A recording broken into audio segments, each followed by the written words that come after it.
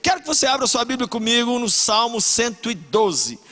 Salmo 112, eu quero que você abra sua Bíblia para a gente então meditar um pouquinho na palavra de Deus. Salmo 112, verso 1 e 2, eu quero hoje falar com você sobre gerações poderosas. Gerações poderosas. Diz assim, o Salmo 112, verso 1. Aleluia! Como é feliz o homem que teme o Senhor e tem grande prazer em seus mandamentos. Seus descendentes serão poderosos na terra, serão uma geração abençoada de homens íntegros. O sonho de Deus sempre foi que cada geração fosse melhor do que a outra. Depois que o pecado entrou na humanidade, o sonho de Deus é que cada geração se tornasse mais próxima dele ainda, preparando assim o caminho para o momento onde os salvos viverão eternamente com ele. Por isso que a Bíblia diz lá em Romanos que a ardente expectativa da criação aguarda a manifestação das famílias de Deus. Qual é a resposta para as famílias sem Deus? É a manifestação das famílias de Deus. As famílias que têm Jesus, as famílias que têm Deus, elas têm que tomar o seu lugar de protagonismo para mostrar para o mundo como é bom viver para o Senhor. Mas muitas vezes o que acontece ao longo dos tempos é exatamente o contrário. Percebemos hoje que quando uma geração se sobressai, parece que logo a seguir a outra enfraquece, fazendo com que tenha que haver um recomeço e não aproveita o que já havia sido alcançado pela geração anterior. Eu sou filho de uma professora de história e a minha mãe, enquanto viva, conversava comigo e me dizia: meu filho, o mundo vive um sobe e desce. Quando uma geração vencia, geralmente a geração seguinte só vivia da vitória da geração anterior e deixava para lá. Aí vinha uma outra geração guerreira, mas aí a outra geração só ficava usufruindo do que eles tinham alcançado antes e vive esse sobe e desce, sobe e desce, sobe. Ao invés de cada geração ser mais poderosa que a outra, ao invés de cada geração ser mais pura do que a outra, ao invés de cada geração conquistar o mundo mais do que o outro, nós vemos exatamente o contrário. Eu peguei na Bíblia um exemplo para te dar, um exemplo que aconteceu em 50 anos, em uma geração. Olha o que nós vimos. Existia um pastor chamado Eli, o sacerdote Eli. Ele era um homem de Deus, mas os seus filhos não. Junto com Eli tinha Samuel, que era um sacerdote, um homem de Deus, mas a Bíblia diz que os filhos de Samuel não. Eles aceitavam suborno, eles eram sacerdotes mais ou menos, não queriam muito seguir os caminhos do pai. Na mesma época de Samuel existia Davi, homem segundo o coração de Deus, mas os seus filhos não. Então a gente vê 3 pais que buscavam a Deus, que amavam a Deus, mas a geração seguinte não querendo imitar e viver daquilo que o pai e a mãe haviam conquistado. O que nós aprendemos com essas 3 histórias de gerações que nós vimos aqui? Primeiro, a gente aprende que uma geração é mais guerreira e trabalhadora e a outra geralmente é mais preguiçosa. Eu já tive a oportunidade de estar em países como a Alemanha e como o Japão, países que foram completamente arrasados no final da Segunda Guerra Mundial. Eu não estou falando de países que passaram crise, não é crise, não havia o país. No final da Segunda Guerra tinha caído 2 bombas atômicas no Japão, o Japão não existia, o Japão estava pior do que na Idade Média. A Alemanha, 70 anos atrás, não existia Alemanha.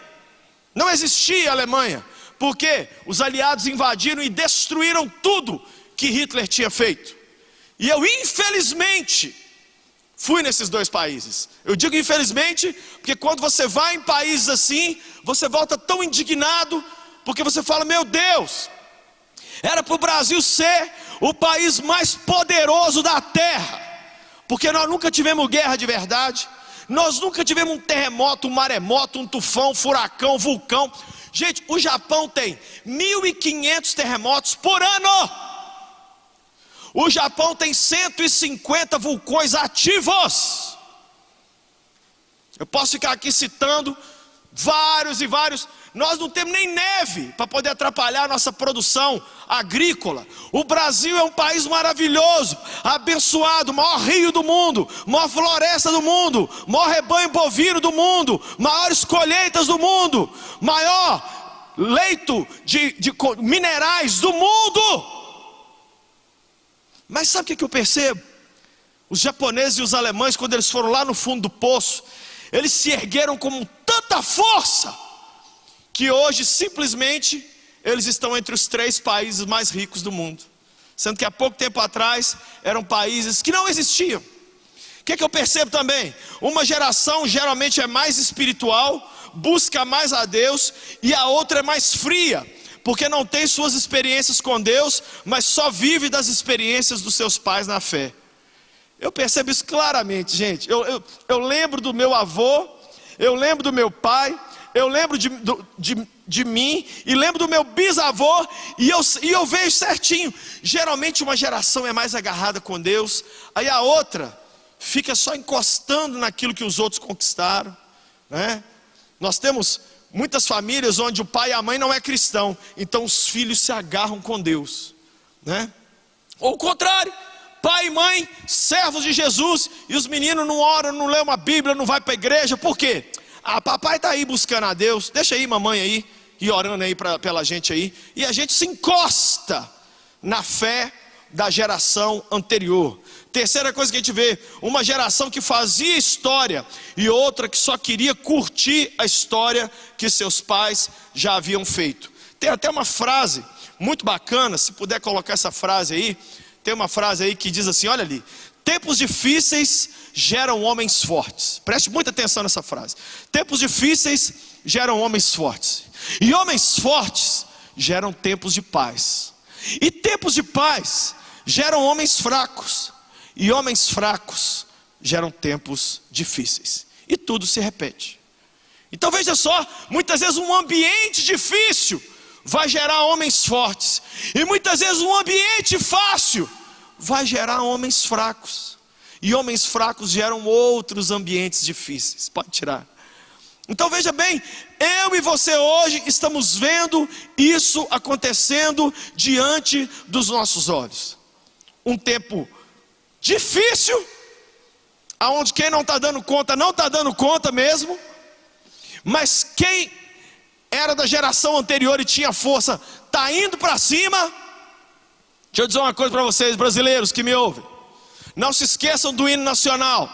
O hino diz: verás que o filho teu não foge à luta, nem teme quem te adora a própria morte. Agora é hora do brasileiro, porque durante a Copa do Mundo a gente coloca lá: eu sou brasileiro e não desisto nunca, como se jogar Brasil e França, Brasil e Alemanha fosse coisa importante. É agora que o brasileiro tem que vestir a camisa de brasileiro, e é agora, diante desse cenário de caos, de doença, de dificuldade, de escassez, que nós temos que levantar e falar assim: eu não vou me prostrar, eu vou lutar, eu vou ver a glória de Deus. Eu não sou homem fraco, eu sou homem forte. Olha, o bom de momentos como esse que nós estamos vivendo é que ele separa homens de meninos.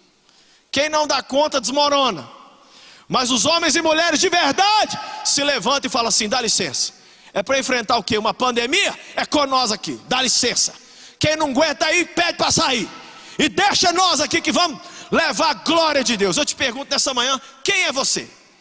Qual dos dois é você? Ai pastor, eu já estou arriando nas 4 rodas, eu não estou aguentando mais, eu estou para fazer uma besteira. Eu tenho gente feito uma live toda noite, E eu respondo perguntas. E o que eu mais tenho ouvido é: estou querendo desistir. Estou querendo desistir de tudo. Estou querendo jogar tudo para o alto. Já não estou dando mais conta. Ontem saiu uma reportagem num grande jornal aqui de Belo Horizonte, dizendo que os divórcios aqui em BH, nos últimos 95 dias, cresceu 61%. 61% os divórcios cresceram. E desses divórcios, 70% são as mulheres que estão pedindo o divórcio. Olha como que a pandemia muitas vezes está trazendo à tona a rachadura de relacionamentos e revelando uma fraqueza e uma instabilidade que essa geração já tinha. Alguém falou comigo: Lucinho, essa pandemia está desviando as pessoas. Falei: não, pandemia é igual carnaval. Pandemia não desvia ninguém, carnaval não desvia ninguém. Ela só revela quem já não estava bem. Só revela quem já não estava bem. Então, onde que os pais erram nessa história? Eli, onde que Eli errou? Eli colocava limite para os membros da igreja, mas ele não colocava limite para os próprios filhos. Nós pais, se queremos uma geração poderosa, temos que pôr limites para os nossos filhos. Eles podem espernear, pode gritar, pode chorar, mas nós temos que pôr limites. Não adianta a gente tentar ser amigo dos filhos. Eu quero ser amigão do meu filho. Não, você não tem. Ele já tem os amigos da escola, ele já tem os amigos da internet. Ele não está precisando de mais um amigo, ele está precisando de um pai e de uma mãe. E um pai e uma mãe é uma pessoa que, se pelo menos uma vez por dia não falar assim: não, por que não? Não é pai. Pai é essa pessoa que vira para o menino e fala assim: ô pai, eu posso fazer? Não. Por que não? Por que não? Isso aí é um pai. A minha mãe me falava isso 10 vezes por dia. Olha o marginal que eu virei. Olha aqui, o bandido que eu virei. Olha, os pais hoje estão querendo muitas vezes: não, vamos fazer diplomacia com os nossos filhos, vamos fazer troca. Põe limite! Deus brigou com Eli, porque Eli não pôs limite nos filhos dele. Resultado, a glória de Deus na vida de Eli era para ser maior ainda na vida dos filhos dele, Ofni e Finéias. Mas a Bíblia diz que Deus matou todo mundo, inclusive o pai. Por quê? O pai não pôs limite. Outro pai que errou, Samuel. Não conseguiu levar seus filhos a seguir seus passos ministeriais e sacerdotais. A Bíblia diz que os filhos de Samuel aceitavam suborno, não queria muita coisa com o ministério. Imagina, gente, aquele que talvez foi o maior profeta do Velho Testamento junto com Elias. Samuel não conseguiu, ele operava milagres, mas ele não conseguiu o milagre de levar seus filhos a seguir seus passos ministeriais. É verdade, gente, que chega uma hora que os filhos, eles têm aqui aquele momentozinho assim de revolta: eu quero viver a minha vida. Mas nossos filhos têm que ser trazidos para a presença do Senhor pelos pais. Até uma certa idade, o pai não pergunta não. O pai fala assim: arruma aí que nós estamos indo para a igreja. Cala a boca e vamos embora para a igreja. Você está debaixo do meu teto aqui. E eu não interessa se você foi dormir 2 horas da manhã jogando online com seus amigos. Você vai para o culto para dormir, mas você vai para o culto. Aqui eu, um dia domingo de manhã, levantei e falei: minha mãe, vamos embora para a escola bíblica dominical. Eu falei: mãe, eu tô com sono. Minha mãe falou, aí eu ouvi um silêncio. Geralmente silêncio era perigoso. Quando eu olhei, minha mãe pegou um paliteiro de vidro e jogou em mim. Bateu na minha cabeça, gente, e abriu aqui assim, e o sangue escorreu. Você acha que minha mãe deu escândalo? Ela falou assim: aí a mão de Jesus aí com quem não quer nada com a casa de Deus aí. Olha aí, ele sangrou, agora é a sua vez de sangrar. Então olha quem aqui está aqui no altar agora. Sabe qual é o problema? Nós pais, é a gente muitas vezes falar: meu filho, leia a Bíblia só se você quiser, vá na casa de Deus só se você quiser, ore só se você quiser. Tem nada disso não. Você tem que olhar para eles e falar assim: aqui, debaixo do meu teto aqui, Flor, vai dançar música de acordo com o que tocar vai ser. Vai ter culto no lar, senta lá com cara de aborrecida, mas vai assistir. vai participar com a gente do culto. Vai ter o culto online da igreja. Tira esse fone de ouvido, vamos ouvir o culto, participar.